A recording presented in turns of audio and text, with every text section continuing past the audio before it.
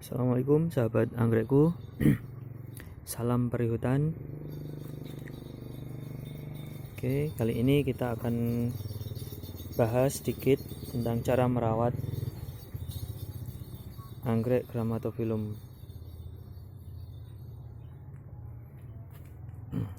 Oke, seperti yang kita tahu ya, anggrek Grammatophyllum itu ada beberapa spesies, di antaranya Grammatophyllum scriptum, Grammatophyllum martai, Grammatophyllum speciosum, ada Grammatophyllum Staphyliflorum dan yang lain-lain lagi. Oke, dan dari kesemuanya itu punya ciri masing-masing. Jadi jika sahabat mau merawatnya, mau memburunya untuk jadi koleksian, jadi pelajari dulu karakternya masing-masing.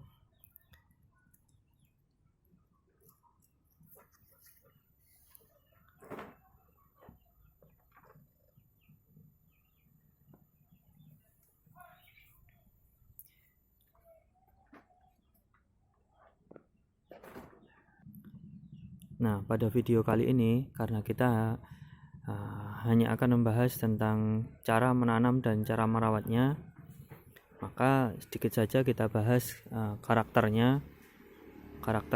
Grammatophyllum secara umum. Oke. Jadi anggrek Grammatophyllum ini dia suka sinar matahari yang cukup banyak, yaitu antara 60 hingga 90%, atau bahkan mungkin dia masih bisa di 100% sinar matahari. Jadi full sun ya. Full sun itu sinar matahari pagi sampai sore tanpa naungan.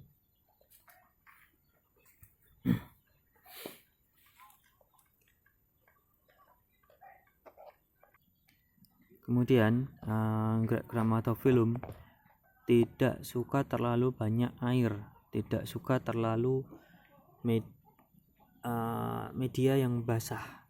Jadi jangan sampai media yang kita gunakan terlalu basah ya.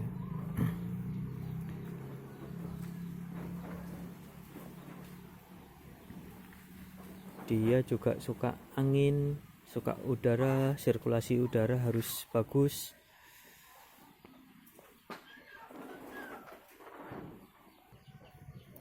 Nah, di sini jika sahabat anggrekku perhatikan, ya ini tanaman baru.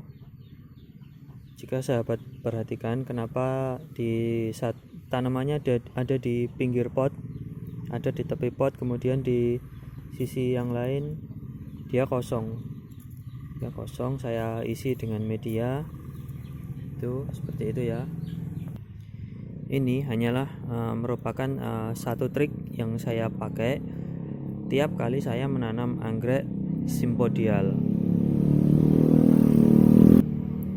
Jadi saya selalu menanamnya di tepi pot, kemudian di sisi yang lain lebih banyak diisi dengan media, dan kemudian penempatannya sisi yang kosong ini saya taruh ke arah sinar matahari terbit. Oke ya. Jadi yang sisi yang kosong ini ke arah barat atau utara, ke arah matahari terbit. Jadi nanti harapannya tunas-tunas baru ini dia akan tumbuh ke arah ke tengah pot, mengisi ruang yang kosong ini. Jadi kita tidak perlu terlalu sering mengganti pot atau merepoting anggrek-anggrek kita. Sayang sekali kalau kita harus terlalu sering merepoting anggrek-anggrek kita. Ya, jadi itu hanya salah satu trik yang saya pakai tiap kali saya menanam anggrek simpodial. Oke. Nah ini belum lama saya tanam, baru sekitar 2 minggu. Ini Grammatophyllum hybrid saya dapat dari sahabat. Ini adalah silangan Grammatophyllum shining batu dengan Grammatophyllum Mecercianum. Oke, kita belum tahu hubungannya seperti apa. Ini hibrida baru. Ya, tanaman yang seukuran ini masih ada cukup banyak ya, yang dengan pot seperti ini ya, tersedia untuk dijual. Oke, ini tanaman baru untuk contoh penanaman saja. Kemudian saya gunakan pot yang banyak lubang seperti ini. Ini juga kita gunakan pot yang banyak lubang, termasuk ini dia Grammatophyllum scriptum saya yang dari Sulawesi yang 3 bulan lalu saya repotting. Saya gunakan pot yang serupa tapi ukurannya jauh lebih besar. Ini 3 bulan lalu saya repotting dan alhamdulillah setelah direpotting dia tumbuh dengan sangat bagus. Lihat, dia tumbuh beberapa tunas baru cukup banyak dan tunas yang lama tumbuh dengan maksimal. Ya, tumbuh maksimal ya. Ini kita tinggal tunggu waktu dia untuk berbunga. Mudah-mudahan dalam waktu 1 bulan ke depan akan muncul tanda-tanda berbunga. Nah, kemudian soal penempatan yang lain, karena dia butuh sinar matahari yang cukup banyak, 60 hingga 90%, maka saya tempatkan di dalam greenhouse yang hanya dengan naungan plastik UV tanpa paranet seperti yang di sebelah. Ya, jadi untuk di sisi ini dia mendapat sinar matahari sekitar 80% tiap harinya. Itu udah cukup untuk mendukung pertumbuhannya.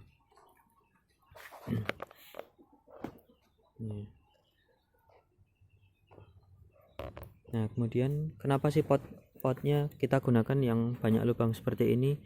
Ini supaya sirkulasi udara cukup bagus, karena dia perlu itu untuk mendukung pertumbuhannya dan supaya air siraman segera tiris, tidak terlalu lama membasahi media, supaya dia tidak busuk. Jadi pseudobulb ini atau perakarannya juga, kalau medianya terus-menerus basah, dia akan mudah busuk. Di beberapa tanaman yang lain seperti ini Grammatophyllum staphylorum, tanaman masih baru, sekitar 2 minggu saya tanam, tapi kita lihat dia udah tumbuh tunas sangat bagus dan beberapa sudah terlihat tumbuh akar juga. Ini malah sangat banyak banget ini ya, tumbuh tunas langsung 5 bersamaan. Dan nah, di dalamnya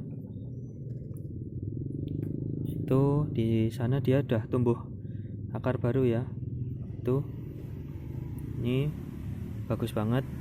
Nah, untuk yang satu ini Grammatophyllum staphylorum, dia harus sangat berhati-hati terhadap air.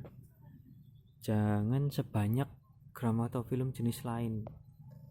Nih, kalau scriptum sedikit banyak airnya masih oke, nggak masalah, kita taruh di pot nggak masalah. Tapi kalau yang ini Grammatophyllum staphylorum ini sangat rentan, jadi jangan terlalu banyak air. Dan makanya kenapa saya pilih di tempel nanamnya, bukan di pot. Yang ini Grammatophyllum scriptum saya tempel juga, dan pertumbuhannya pun sangat bagus ya, sahabat bisa lihat ya akarnya. Nah, ini akar Grammatophyllum itu ada 2 macam akar. Yang akar utama ini fungsinya dia untuk nempel ke media, kemudian ada dia tumbuh akar udara seperti ini. Akar udara ini dia fungsinya untuk menangkap kelembaban udara, termasuk juga unsur hara, untuk mendukung pertumbuhannya Grammatophyllumnya. Oke, karena kalau di habitat dia nempel di ketinggian pohon yang mungkin jarang mendapat air, jadi dia memanfaatkan akar udaranya untuk mengambil kelembaban dan unsur hara dari udara. Nah, ini tanaman kecil yang baru saya tanam, akarnya udah bagus, kita tempel. Sebentar lagi dia mungkin akan tumbuh akar udara seperti yang lain. Oke. Untuk Grammatophyllum, kalau tempat sahabat semua cukup panas, cukup sinar mataharinya cukup panas ya, kita bisa menyiramnya sehari sekali, atau kalau mau lebih aman sih, kalau saya sih biasa menyarankan sahabat semua, kita cek dulu medianya. Kalau dia masih basah, dia masih lembab, kita jangan siram. Tapi kalau dia udah menjelang kering, hampir kering, kita boleh siram. Oke, ukurannya sih rata-rata, kalau ini nggak pasti, tapi rata-rata aja kalau di tempat sahabat cukup panas, itu sehari sekali udah cukup. Tanda-tandanya kalau dia cukup kenyang, ini pseudobulbnya dia nggak berkerut, nggak keriput. Nih ya, yang tumbuh-tumbuh baru ini dia tanpa keriput, yang di dalam juga itu tanpa keriput. Nah, kalau yang lama ini keriput, wajar saja karena dia udah nggak berdaun juga, dia wajar saja berkeriput karena nutrisinya dia juga sebagai cadangan makanan untuk tunas-tunas barunya ini. Ini ya, kalau yang baru kita lihat, nah ini tanpa keriput, ini artinya dia pertumbuhannya sangat bagus.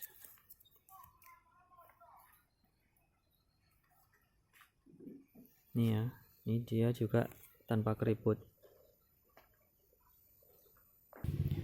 Kemudian yang banyak juga sering ditanyakan oleh sahabat semua itu soal pupuk. Pupuk itu untuk saya nomor sekian dari sekian banyak trik tanam, cara rawat, cara menanam. Pupuk itu adalah nomor kesekian. Jadi penggunaan pupuk itu bagus, tapi yang utama adalah agroklimat, kesesuaian tempat, cara merawat itu adalah yang utama. Kita mau pakai pupuk semahal apapun, kalau cara rawat kita nggak bagus, ya sama aja bohong. Kita mau pakai pupuk semahal apapun, kalau penempatannya nggak bagus, ya sama aja bohong. Dia tetap nggak akan tumbuh dengan bagus. Jadi yang utama adalah penempatan yang bagus, kemudian perawatan yang bagus juga. Nah, pupuk itu sebagai tambahan, dan penggunaannya sesuai kebutuhan. Jadi kalau misalkan seperti tadi yang kecil ini, kita kasih pupuk untuk mendorong pertumbuhannya dulu, yaitu pupuk dengan kandungan lebih tinggi N-nya. Dari kandungan pupuk itu NPK, kita pakai pupuk yang kandungannya lebih tinggi N-nya, atau kalau di toko biasanya kita sebut pupuk pertumbuhan. Soal merek apa aja boleh dicoba, karena pada dasarnya fungsi pupuk itu sama. Kemudian untuk tanaman yang besar seperti ini dan kita menginginkan pembungaan, kita bisa beralih menggunakan pupuk dengan kandungan lebih tinggi P atau P dan K untuk memicu pembungaan.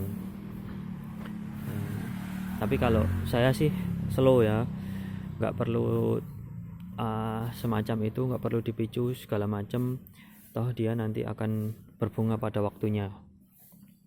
Oke, jadi seperti itu soal pupuk.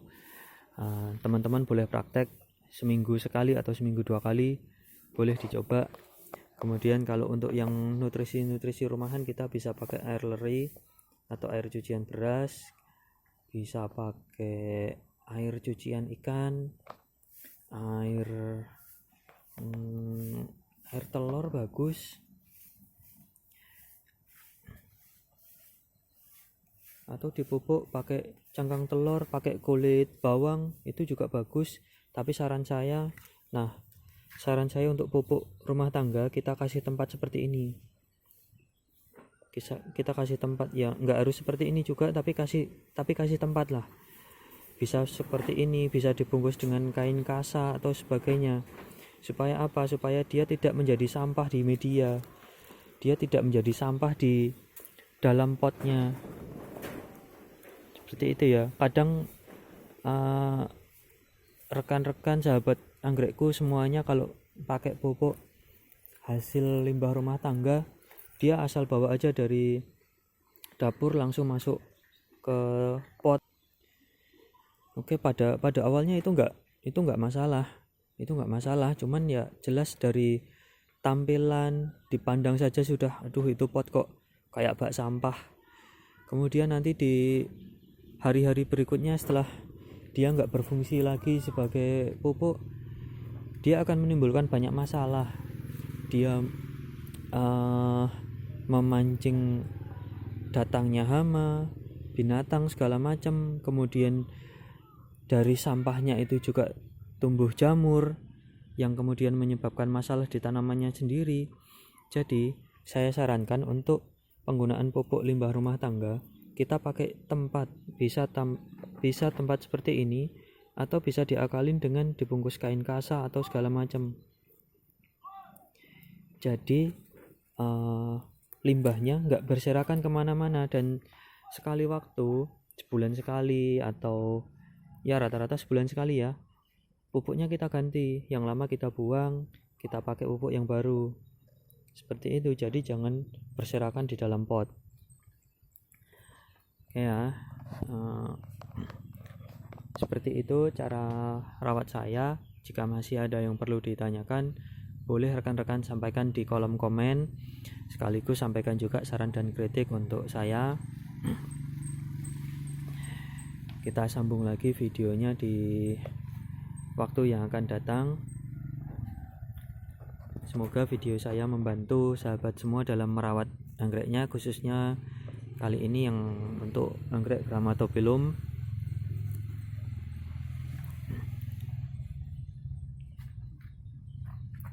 Baik, saya sudahi videonya.